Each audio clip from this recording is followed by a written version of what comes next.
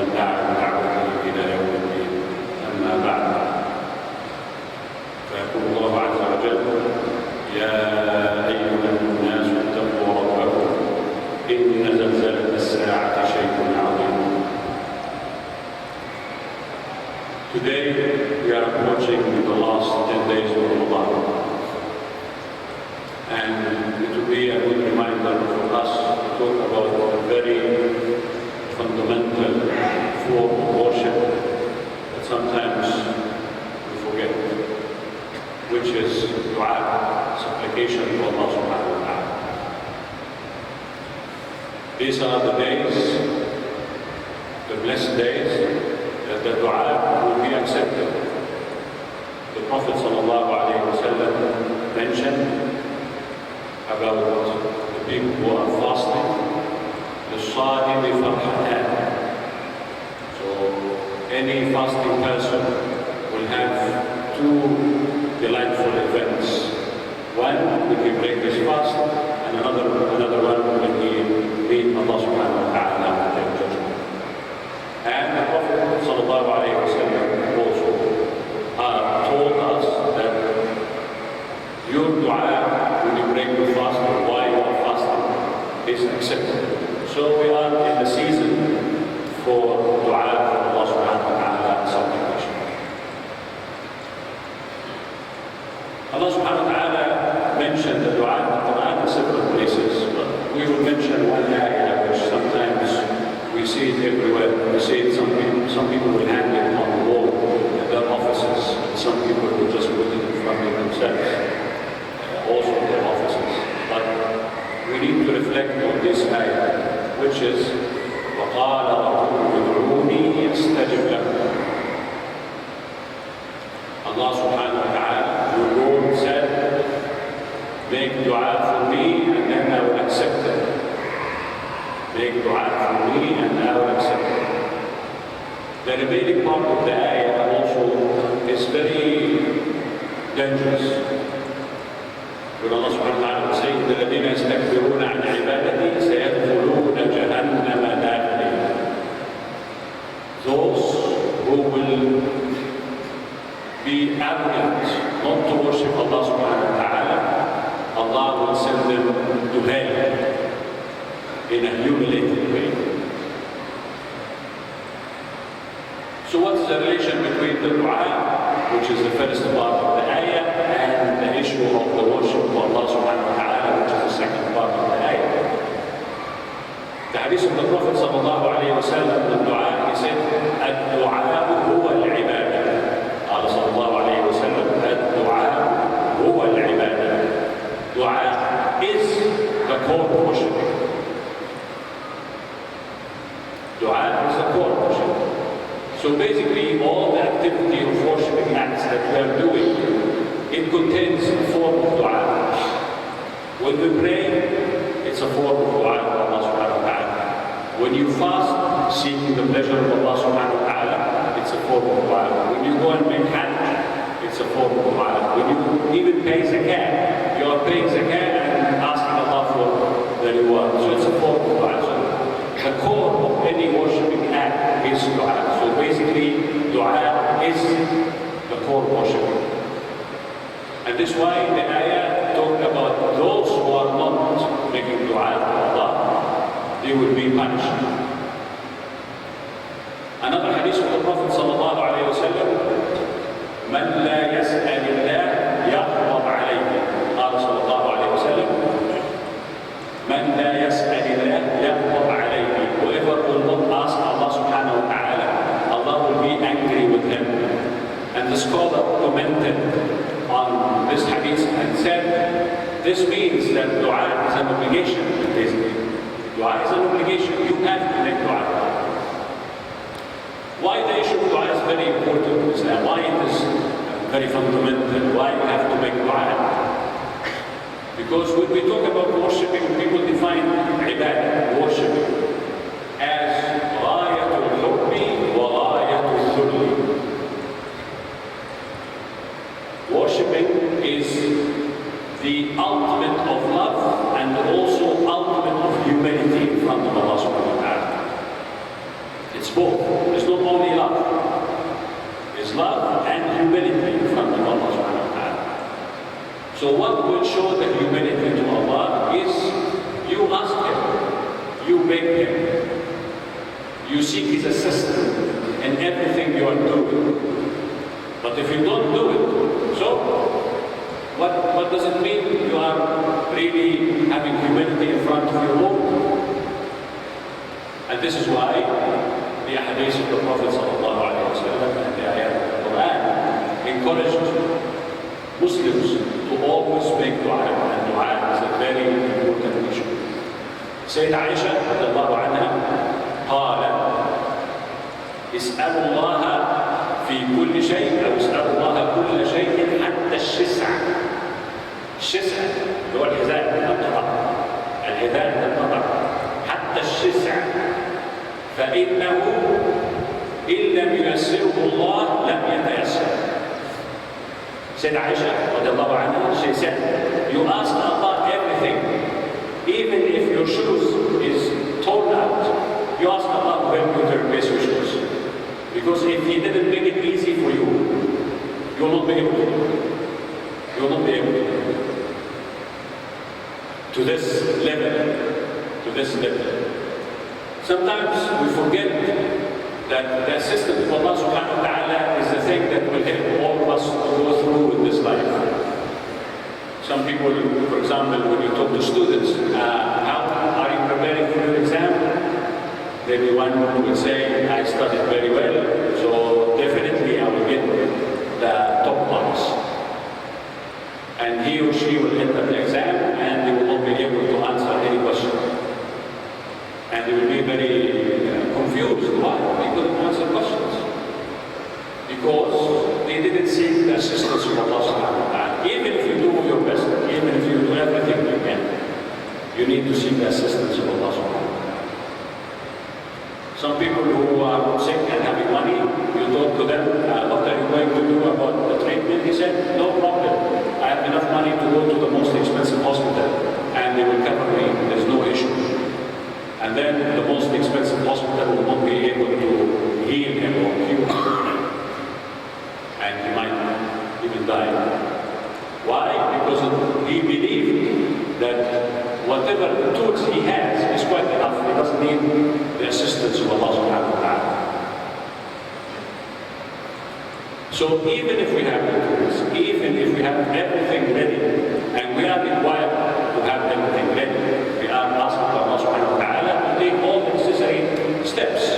When you prepare for anything, you need to study to pass your exams, but also you need to seek assistance from Allah subhanahu wa ta'ala. And you know that you will not pass except by Allah subhanahu wa ta'ala. And there's a hadith on this issue which sometimes we forget. The famous hadith when Allah subhanahu wa ta'ala talked about justice. Part of this hadith, hadith Qudsi. Allah subhanahu wa ta'ala said, Ya ibadi kullukum dal illa man hadaytu fastahduni ahdikum. Ya ibadi kullukum ja'a illa man at'amtum فاستطعموني أطعمكم. يا عبادي كلكم عار إلا من كسوتم فاستكسوني أكسكم. All my servants, all of you are going astray except those I guide them. So ask me for guidance. All my servants, all of you are hungry except those I feed them. So ask me, then I will feed you. All my servants, all of you are naked, except those I cover them, give them clothes. So ask me, and then I will cover them.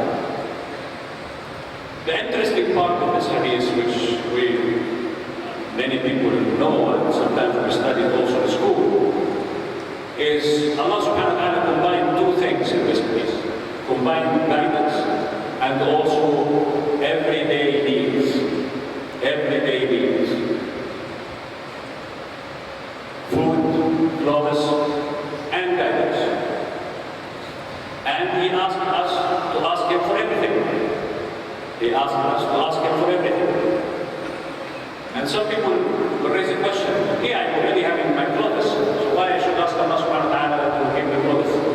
Because the question, how did you get your clothes? Who gave you the money to be able to buy whatever you want to buy?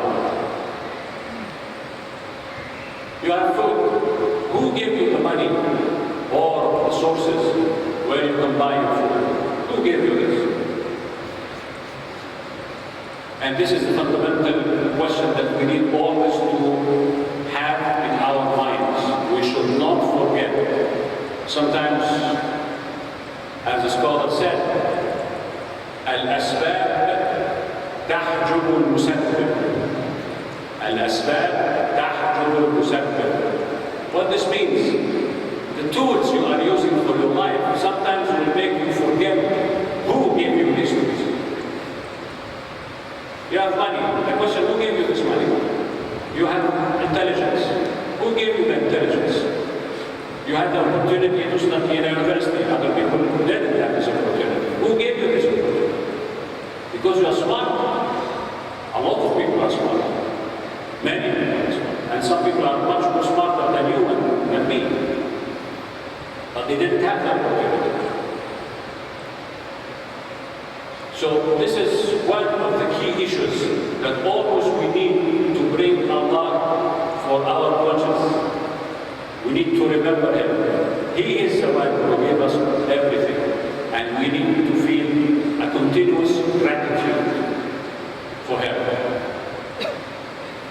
Other simple things that sometimes we do, people who are working in administration, for example. If you work in administration, sometimes you study the tools of management and the new trends of management, and you might be very well versed in strategy planning, quality, and many other things.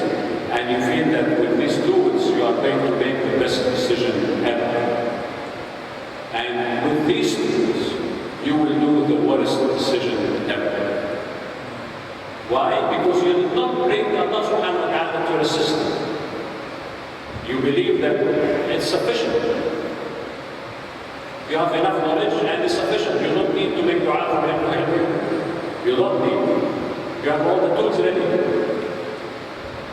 And then the result will be disastrous. The result will be disastrous. So every single step in our life, we need always to bring Allah subhanahu wa ta'ala in. And this is why when we look at the seerah of the Prophet sallallahu alayhi wa sallam, the books that all of us read and it's distributed in many places about adhkar, yawm wa layla, the things that the Prophet sallallahu alayhi wa sallam used to say in every action he is doing. In fact, when we reflect on some of this dua, it's very insightful when you look into them.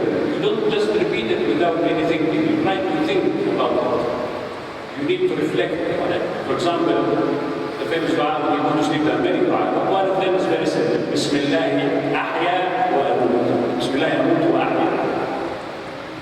When you go to sleep, one of the dua is you say, in the name of Allah, I will die and I will become alive. Why you are saying this specific statement when you go to sleep? How many people died in their sleep? We have few cases here in UAE, students, academicians. They slept and never wake up. They slept and never wake up. So you remind yourself that you're going to sleep, but who will hold your life is Allah subhanahu wa ta'ala. Did we hear of people who go to sleep and then they will wake up having problems, health issues, lost their sight, paralyzed? Yeah, many cases. You can ask doctors. Just people will sleep and then they will wake up having problems. So who is keeping you safe? You remind yourself.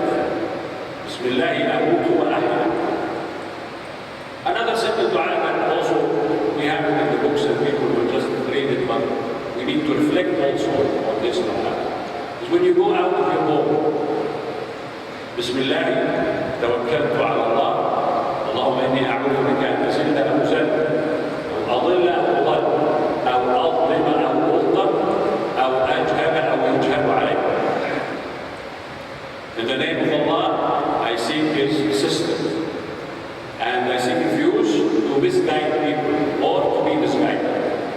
to commit injustice to people, or injustice befalling me,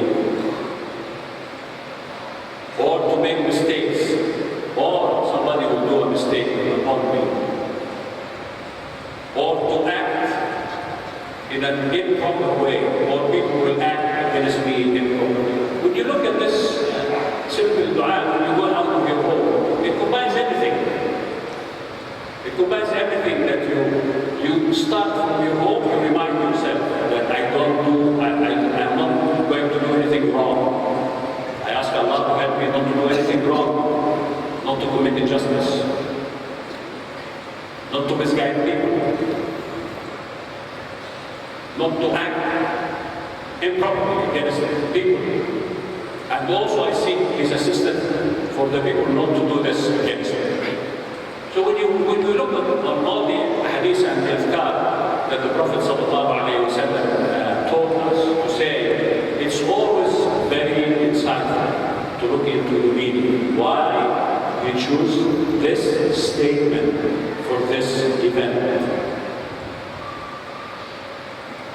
And all the great scholars used to have their own dua, sometimes very long dua, sometimes it's very short.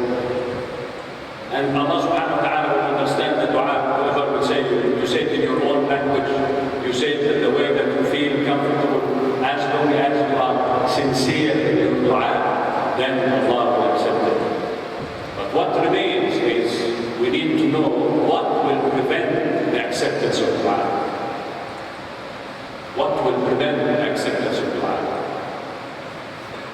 The hadith of the Prophet ﷺ mentioned three things. I'll just mention them very quickly so we can recall them.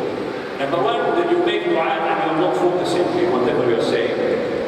You just make dua, you raise your hands and say Ameen, but you are not focusing on what people are saying.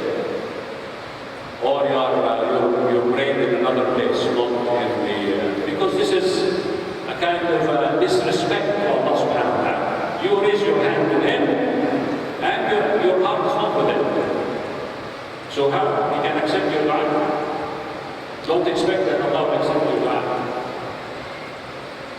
Another thing which the Prophet ﷺ also mentioned is when your income is coming from haram sources. When your income is coming from haram sources, whatever it is haram, might be stealing, might be cheating, might be corruption, might be bribes, might be anything. So, once you have your income coming from haram sources, Allah will not accept your dua. And the hadith that Prophet ﷺ mentioned was very visual, very graphic. He said, a person in a dire need, and he is raising his hands to Allah in difficulty, in real difficulty, and he is raising his hands to Allah. Oh Allah, Ya Rab, Ya Rab. And then his income is coming from haram sources. How Allah will accept his dua? How Allah will accept? How do you expect Allah will accept his dua? So this is another reason to prevent the acceptance of dua. A third reason is injustice. Injustice. The hadith that I mentioned, part of it, the hadith that I mentioned, part of it, about ask Allah for guidance, and then Allah will guide you. The beginning of this hadith is a very famous hadith. إِنِّي حَرَّمْتُ الظُّلْمَ عَلَى نَفْسِي فَلَا تَظَالَمُوا. Allah said in the beginning of this hadith, I made injustice haram on me. With Allah subhanahu wa ta'ala. So don't commit injustice against each other. And the scholar said, it's very interesting. And the hadith starting like this, and then it will go to the issue of dua for this. Ask for guidance and ask for other things. And he said, because injustice will prevent the acceptance of dua. You commit injustice against your family, will prevent the acceptance of dua. You commit injustice against your subordinate, will prevent the acceptance of dua. You commit injustice against your peers, it will prevent the acceptance of dua. And on the other side, the fastest dua that will go up to Allah subhanahu wa ta'ala is the dua of the oppressed. دعوة المظلوم ليس بينها وبين الله حجاب. The oppressed person, his dua is going straight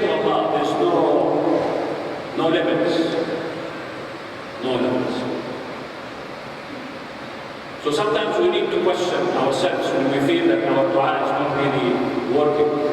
I need to question the sources that I feed myself from it.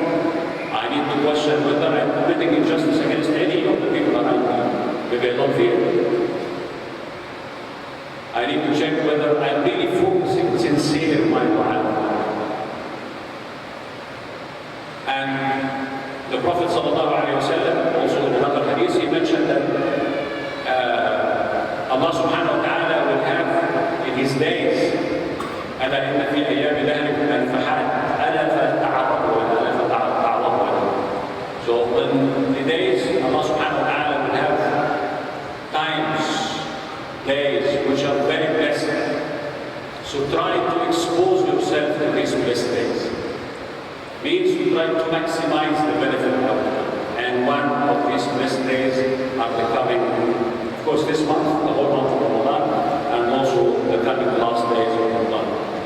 So I remind you and myself that we should refer to Allah subhanahu wa ta'ala in all our activities, in all our steps, whatever tools we have, whatever support we have. Nobody will be successful except with the assistance of Allah subhanahu wa ta'ala. And nobody will lose with the assistance of Allah subhanahu wa ta'ala. May Allah subhanahu wa ta'ala get us all to the right path. Astaghfirullah wa yafuz al-Muslim.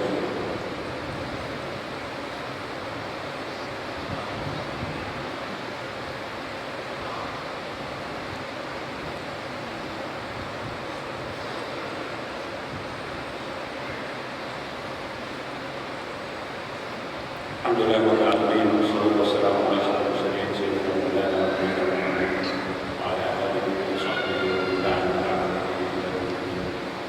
I will conclude this reminder by the hadith of the Prophet sallallahu alayhi wa sallam about dua, another hadith. ما من مسلم يدعو الله بدعوة لا إثم فيها ولا قطيعة رحم إلا أعطاه الله إحدى ثلاث: يعجل إجابته أو يدخرها عنده يوم القيامة أو يدفع عنه من السوء بمثلها. The Prophet ﷺ said, any Muslim will make dua for Allah subhanahu wa ta'ala. And this dua should not include sinful act. You should not make dua that Allah will give disease to your colleague because you hate him, or Allah will destroy your boss because you hate him, or qati'at rahim. Qati'at rahim means cutting your kinship relations, relatives. You ask Allah to have your relatives die or disasters will be falling on them or something like this.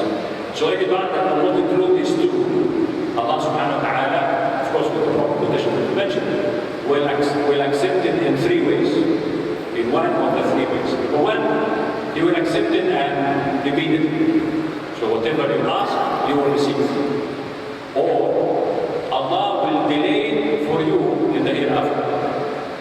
So you will not receive immediate acceptance, but it will be delayed in the hereafter. Or Allah will prevent harm that could be falling on you equal to this dua. So these are the three ways that Allah subhanahu wa ta'ala will respond to our dua. So it's not necessarily the issue of the acceptance of dua that we receive in media. Prophet ﷺ explained to us this one. It can be different ways. Whatever Allah will see best for our case. Sometimes we ask Allah for a lot of money, but Allah knows if you have a lot of money, you will be corrupt. So He doesn't give you a lot of money. So it's good for you, but you don't know. You don't know. Maybe you ask Allah to go to a certain country, and then Allah will send you to another country. And you feel upset. But He knows best. It's good for you. Maybe if you go to the country you were planning to go, you would be going out of Islam or have some problems or disasters will happen to you. So we need to understand what is the meaning of the acceptance of the dua. And again, I remind all of you and reminding myself that these days are the days where we should refer to Allah subhanahu wa ta'ala always and try to ask forgiveness for whatever we have done, and also for the forgetfulness that we have committed against Allah subhanahu wa ta'ala. Sometimes life is becoming very materialistic and we just forget that we need to refer to Him, and we need to remember that He is the one who sustains us and who is the one who protects us. اللهم إني داعٍ آمين. اللهم إنا نسألك بأسمائك الحسنى وصفاتك العلى وبأنك أنت الله الواحد الأحد الفرد الصمد الذي لم يلد ولم يولد